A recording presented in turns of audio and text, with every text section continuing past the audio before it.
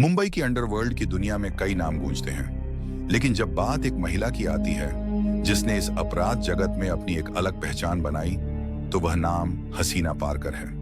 वह सिर्फ एक अपराधी नहीं, बल्कि सत्ता, डर और प्रभाव का एक ऐसा चेहरा थी जो अंडरवर्ल्ड की कहानियों में हमेशा याद रखा जाएगा। हसीना पारकर की पहचान सिर्फ इस वजह से नहीं थी कि वह भारत के मोस्ट वांटेड अपराधी दाऊद इब्राहिम की बहन थी, बल्कि उसने अपने बलबूते पर मुंबई के कई इलाकों में अपनी धाक जमाई थी। अंडरवर्ल्ड में उसे गॉड मदर और आपा कहा जाता था। उसकी जिंदगी में कई उतार चढ़ाव आए। कभी वह एक आम लड़की थी, फिर एक गैंगस्टर की पत्नी बनी और बाद में खुद अपराध की दुनिया में कदम रखा। हसीना पारकर का जन्म 1959 में मुंबई के डोंगरी इलाके में हुआ था। उसका परिवार एक साधारण मध्यम वर्गीय मुस्लिम परिवार था। पिता इब्राहिम कासकर मुंबई पुलिस में हवलदार थे, लेकिन किस्मत ने परिवार को अपराध की दुनिया में धकेल दिया। दाऊद इब्राहिम, जो आगे चलकर भारत का सबसे बड़ा गैंगस्टर बना, हसीना का बड़ा भाई था। उसके अन्य भाई बहन भी थे, लेकिन दाऊद के अपराध जगत में कदम रखने के बाद पूरा परिवार पुलिस की निगाहों में आ गया था। 1980 के दशक में दाऊद इब्राहिम ने मुंबई में अपराध की दुनिया में अपनी पकड़ बना ली थी। उसकी डी कंपनी नाम की गैंग तेजी से फैल रही थी और वह अपने विरोधी गिरोहों को खत्म कर रहा था। हालांकि 1993 के मुंबई बम धमाकों के बाद जब दाऊद इब्राहिम भारत छोड़कर दुबई चला गया, तब उसके परिवार पर खतरा मंडराने लगा। पुलिस लगातार दाऊद के करीबियों को गिरफ्तार कर रही थी। हसीना पारकर की शादी इस्माइल पारकर नाम के एक छोटे मोटे अपराधी से हुई थी, जो अंडरवर्ल्ड में ज्यादा बड़ा नाम नहीं था। हसीना उस समय अपराध की दुनिया से दूर थी, लेकिन यह दूरी ज्यादा दिनों तक नहीं रह सकी।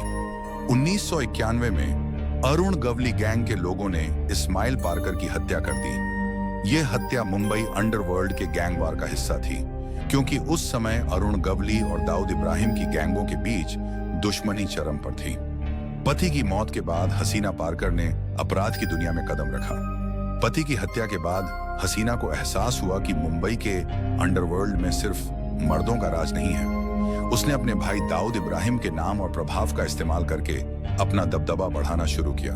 उसने धीरे धीरे मुंबई के दक्षिणी इलाकों, खास तौर पर नागपाड़ा, भिंडी बाजार और डोंगरी में अपनी पकड़ बना ली। वहां के लोग अब किसी भी विवाद या समस्या के लिए सीधे हसीना के पास जाने लगे। वह जमीन के मामलों, उगाही और बिजनेस विवादों को सुलझाने लगी। लोग उसे हसीना आपा कहकर बुलाने लगे और वह एक मध्यस्थ के रूप में काम करने लगी। हसीना पारकर ने कई अवैध धंधों में कदम रखा, जिनमें सबसे प्रमुख थे 1. फिरौती और जबरन वसूली। मुंबई के कई व्यापारियों और बिल्डरों से पैसे वसूलने का काम उसकी गैंग करती थी। 2. रियल एस्टेट कारोबार। उसने बिल्डरों के साथ मिलकर अवैध जमीन पर कब्जा जमाना शुरू किया और करोड़ों की संपत्ति बनाई। 3. फिल्म इंडस्ट्री में दखल।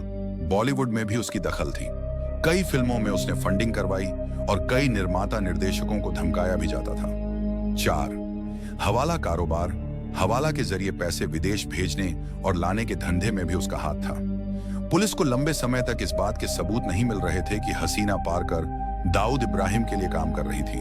हालांकि 2008 में उसे एक जबरन वसूली के मामले में गिरफ्तार किया गया, लेकिन वह जमानत पर छूट गई। उसके खिलाफ 88 से ज्यादा आपराधिक मामले दर्ज हुए, लेकिन ज्यादातर मामलों में सबूतों के अभाव में वह बच निकलती थी। हसीना पारकर के पास करोड़ों की संपत्ति थी। मुंबई के पॉश इलाकों में उसके कई फ्लैट थे और वह बेहद शाही जिंदगी जीती थी।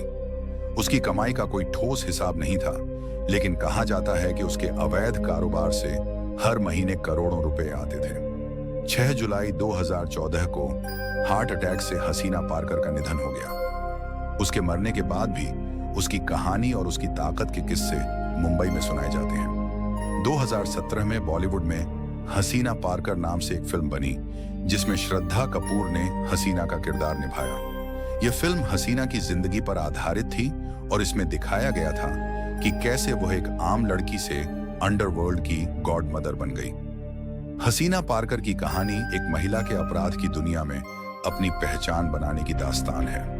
वह अपराधी थी, लेकिन कई लोगों के लिए वह आपा भी थी, जो उनके विवाद सुलझाती थी। मुंबई अंडरवर्ल्ड की कहानियों में हसीना पारकर का नाम हमेशा लिया जाएगा, क्योंकि वह पहली ऐसी महिला थी जिसने खुद को गॉड मदर के रूप में स्थापित किया। तो दोस्तों, यह थी गॉड मदर हसीना पारकर की कहानी। अगर आपको यह वीडियो पसंद आई है तो वीडियो को लाइक और चैनल को सब्सक्राइब जरूर करें। तो मिलते हैं नेक्स्ट वीडियो में।